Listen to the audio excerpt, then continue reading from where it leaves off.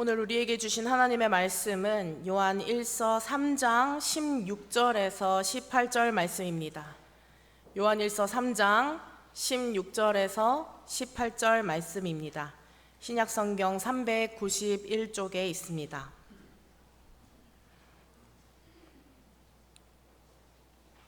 우리 한 목소리로 합독하시겠습니다. 시작.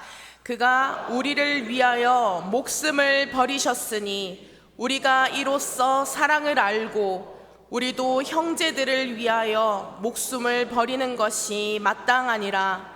누가 이 세상의 재물을 가지고 형제의 궁핍함을 보고도 도와줄 마음을 닫으면 하나님의 사랑이 어찌 그 속에 거하겠느냐.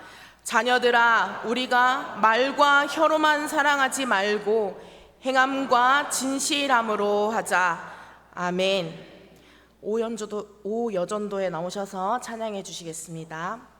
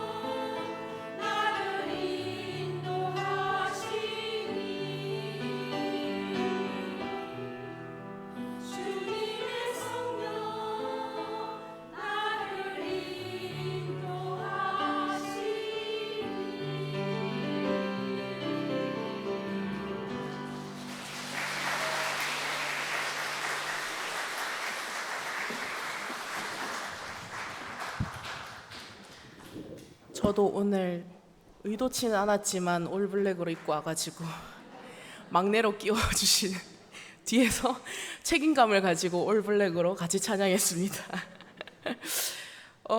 최 목사님이 첫 부임 설교를 하실 때 자기소개를 하시더라고요. 그래서 그 룰인가 싶어서 저도 약간의 자기소개를 하자면, 다 아시겠지만 저는 정다니엘 목사의 사모이기도 하고 청소년부를 섬기고 있는 교육 목사이기도 한 안나입니다. 저의 어릴 적 꿈은 사모가 되지 않는 것, 목사가 되지 않는 것이었습니다. 네, 하나님, 저는 사모가 되지 않을 거군요. 우리 엄마처럼 사모로 살고 싶지 않고 우리 아빠처럼 목사로 살고 싶지 않습니다 라고 기도했는데 하나님이 딱 2개를 들어주셨습니다. 그래서 목사님들의 애환과 사모님들의 애환을 다 아는 동시에 목사님들이 가지는 이 은혜의 자리와 사모님들이 가지는 은혜의 자리를 동시에 누릴 수 있음에 감사하는 요즘입니다. 또한 이 목사님들은 아실 것 같아요. 장로님들도 좀 아실 것 같고, 이 자리에 선다는 것이 얼마나 그 깊은 은혜를 누릴 수 있는 자리인지 좀 매우 두근거리는 마음으로 섰는데, 아니나 다를까 찬양부터 틀렸어요. 제가 안 울려고 제가 사실은 이전에 있던 교회에서도 어느 정도였냐면 성도님들이 저 목사 또 온다 정도로 이제 신경 쓰지 않을 정도로 우는 그런 이 나약한 눈물샘을 가지고 있는 인간인데 오늘도 틀렸습니다. 하나님 아버지의 마음이 있는 곳에 나의 마음이 있게 해달라는 그 찬양이 사실은 저의 눈물샘 1번 곡인데 끝났습니다. 오늘 제가 설교로 들어가기 전에, 말씀 선포로 들어가기 전에 여러분들에게 설교와 관련된 찬양 하나를 소개시켜 드리려고 합니다. 어제 찬양 집회에 오셨던 분들은 함께 찬양해 본 곡인데요, 제가 불러드릴 테니 한번 들어보시면 되겠습니다. 내가 가장 후회하지 않는 일, 예수를 따르는 일, 내 금을 버리고 내 사랑들 뒤로 하고 나를 부르신 주님과 동행하는 일, 나의 평생에 소원하는 일, 예수를 닮아가는 일,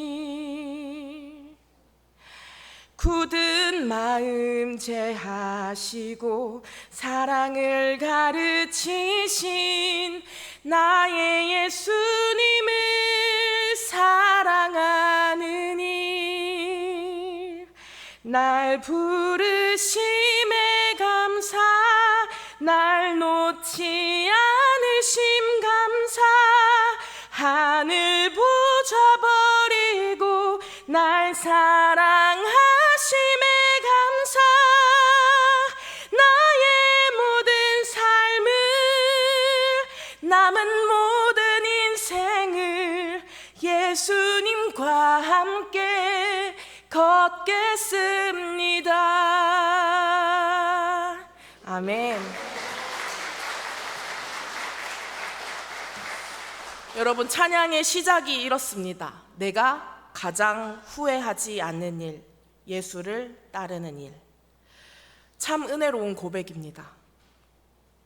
그런데 여러분, 일주일 동안 세상 속에서 치열하게 살다가 이 자리에 앉아서 이 찬양을 부를 때, 이 찬양을 들을 때 여러분들의 마음은 어떠십니까? 정말로 예수를 따르는 이 길에 단 한 번의 후회도 없으셨습니까? 내가 예수를 믿는 것 때문에 왜 이렇게 손해를 봐야 하나?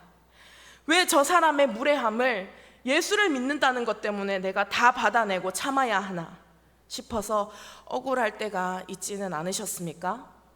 당장 내일 출근길에 혹은 가정에서, 세상 속에서 내가 정말 후회하지 않고 온전히 주님을 따를 수 있는지 확신하지 못하는 것, 이것이 사실은 솔직한 우리의 연약함이자 숨길 수 없는 본성입니다.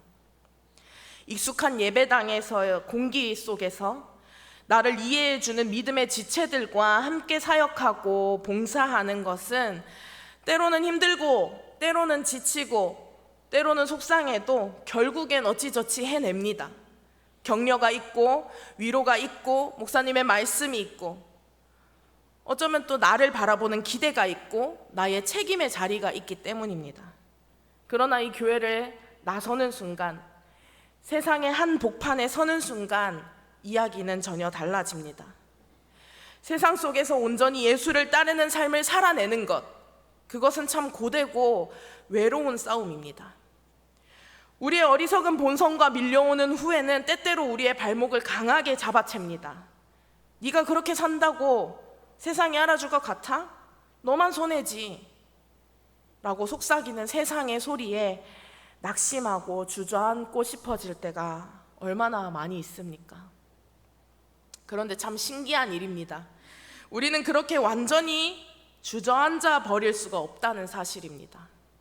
흔들리면서도 후회하면서도 지치면서도 넘어지면서도 결국에는 다시 무릎에 힘을 주어서 일어날 수 있습니다. 무엇 때문입니까? 주님이 가신 길을 향해서 걸어갈 수밖에 없는 은혜를 입은 자들이기 때문입니다. 하나님이 아니면 안 된다는 것을 우리는 이미 너무나 깊고 뼈저리게 경험해 버렸기 때문에, 우리는 이미 하나님께 너무나 큰 사랑의 빚을 졌기 때문에, 인생의 가장 어두운 터널을 지날 때 아무 조건 없이 나를 품어주셨던 그 압도적인 사랑, 죄로 얼룩진 나를 자녀 삼아주신 그 은혜의 맛을 이미 알아버렸기 때문입니다. 그렇지 않으십니까? 그래서 내 발목을 잡는 후회와 연약함보다 나를 붙잡고 계시는 하나님의 사랑이 비교할 수 없이 더 크기 때문에 우리는 오늘도 다시 일어나서 걸어갑니다.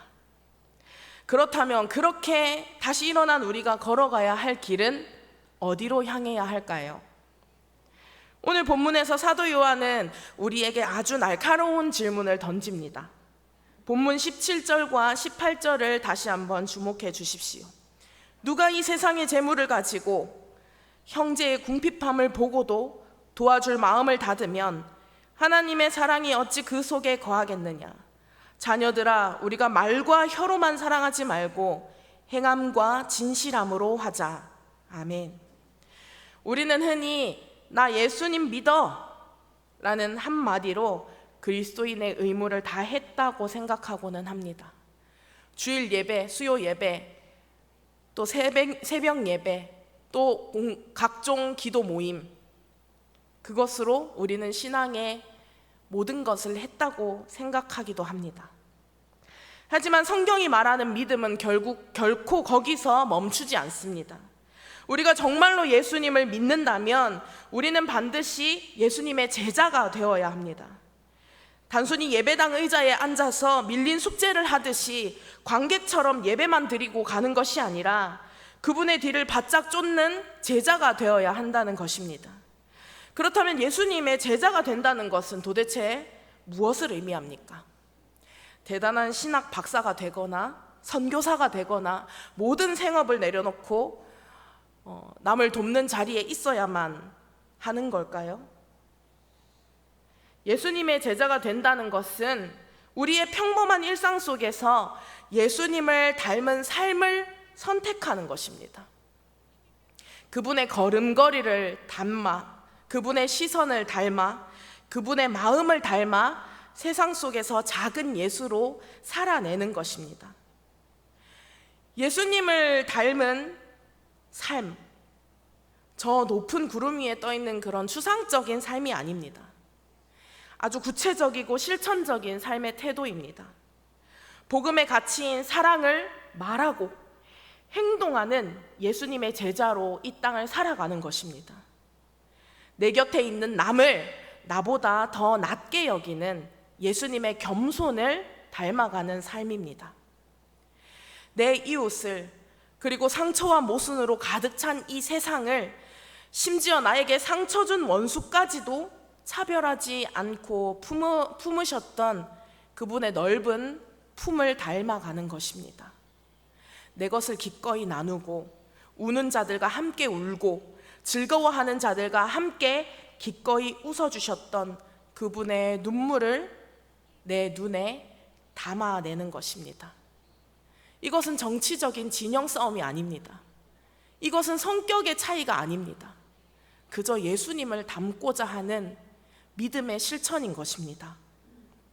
직장에서 나를 괴롭히는 상사를 향해서 억지 미소가 아니라 예수님의 마음으로 축복의 말을 한마디 보태는 것, 아무도 알아주지 않는 곳에서 소외된 이들의 손을 한 번 더 잡아주는 것, 예수님의 체온을 전하는 것, 내 유익보다 주님이 원하시는 공의와 정직을 선택하는 것, 모든 고되고 이러한 치열한 순간들이 우리가 예수님의 제자가 되어서 그분을 닮아가고 있음을 증명하는 삶의 흔적입니다. 우리 교회 안에서도 마찬가지입니다. 잘되고 멋지고 행복한, 세상의 기준으로 행복한 행사가 아니라 내 옆에 앉아있는 아프고 힘들고 어려운 성도를 한 번 더 돌아보고 안아주고 말하고 같이 팔짱 껴고 걸어가는 것, 그것이 바로 예수님 닮은 제자의 삶이고 예배인 것입니다. 우리의 예배는 축도가 끝나고 교회 문을 열고 나가는 순간 끊어지는 것이 아니라 바로 그 고된 사랑의 자리로 계속해서 연결되어야 합니다. 교회에 모여서 함께한 이 예배의 영광과 은혜가 증명되는 자리로 이어지는 것입니다.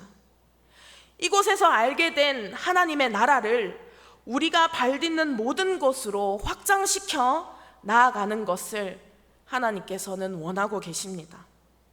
내가 양보하고 한 번 더 참고 몸과 마음이 굶주린 자들에게 내 것을 나눠주고 이웃의 아픔에 공감하는 삶의 현장이 하나님이 가장 기뻐 받으시는 제단입니다. 우리가 세상 속에서 사랑을 선택할 때 세상은 우리를 미련하다고 말할지 모릅니다. 그러나 본문 16절은 선언합니다. 그가 우리를 위하여 목숨을 버리셨으니 우리가 이로써 사랑을 알고, 주님이 먼저 우리를 위해서 가장 미련해 보이는 십자가를 지지 않으셨습니까? 그 아픔의 길을 먼저 걷지 않으셨습니까? 그 사랑을 아는 우리 역시 세상 속에서 기꺼이 미련한 사랑을 실천합시다. 그 자리가 바로 우리가 삶의 예배를 드려야 할 자리입니다. 그런데 여러분, 하나님께서 모든 말씀을, 이 지금까지 제가 드린 이 모든 말씀을 너가 아닌 나에게 주시는 말씀인 줄 믿읍시다. 오늘의 말씀이 다른 사람에게 향해서는 안 되고 나에게 향해야 할 것입니다. 가장 쉬운 예로 우리 자녀들에게 눈에 흰자를 보여가면서 하나님이 이렇게 말씀하셨으니까 사랑을 실천해야 돼 라고 말하는 것이 아니라, 내가 사랑을 실천하고 있는가? 내가 내 자녀를 사랑하고 있는가? 내가 내 자녀의 친구를 돌아보고 있는가? 내가 내 어려운 이웃을 돌아보고 있는가? 내가 하나님의 사랑을 배운 대로, 받은 대로, 사랑하는 대로 살아가고 있는가? 점검하는 말씀이 되기를 간절히 축복합니다. 말씀을 맺겠습니다. 사랑하는 성도 여러분, 우리는 깨끗하고 화려하게 빛나는 고급 도자기는 아닙니다. 여전히 세상 유혹 앞에 흔들리고 툭하면 넘어지고 후회하는 작고 거친 질그릇에 불과합니다. 그러나 낙심하지 맙시다. 하나님은 완전 무결한 영웅을 찾으시는 것이 아닙니다. 자신의 연약함을 인정하면서도, 주님, 저는 부족하지만, 하나님의 사랑이 아니면 안 되지만, 그럼에도 불구하고 담대하게 세상 가운데 하나님의 사랑을 구하며 나아갑니다. 내가 부족하더라도 하나님께서 함께 하여 주실 것을 믿으면서 이 사랑을 실천하게 하여 주시옵소서. 그렇게 주어진 삶의 자리에서 작은 사랑이라도 실천하는, 아주 작은 것이라도 실천하려 하는 그 한 사람을 찾으십니다. 비록 우리의 어리석고 인간적인 본성이 그때마다 끊임없이 나의 발목을 잡을지라도 내 힘이 아니라 내 안에 계신 예수 그리스도의 사랑을 외칩시다. 그 사랑을 의지합시다. 그리하여서 하나님께서 이 작고 거친 우리를 사랑의 그릇으로 사용하시는 오늘을 살아냅시다.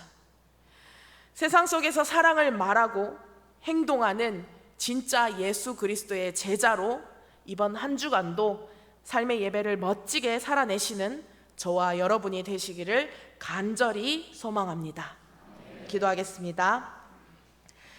사랑의 주인 되시는 하나님, 주님의 나라와 그 뜻이 우리의 삶 속에 임하게 하시고 말과 혀로만 신앙생활 하는 것이 아니라 세상 가운데 예수님이 먼저 보이신 사랑을 지켜 행하며 그 나라와 뜻을 나타내게 인도하여 주시옵소서. 예수 그리스도의 참된 제자가 되어서 세상 속 사랑의 자리를 찾아가는 교회와 성도 되게 하여 주시옵소서. 이 모든 말씀의 본이 되신 예수님의 이름으로 기도합니다. 아멘. 찬송가 299장 함께 찬양하겠습니다.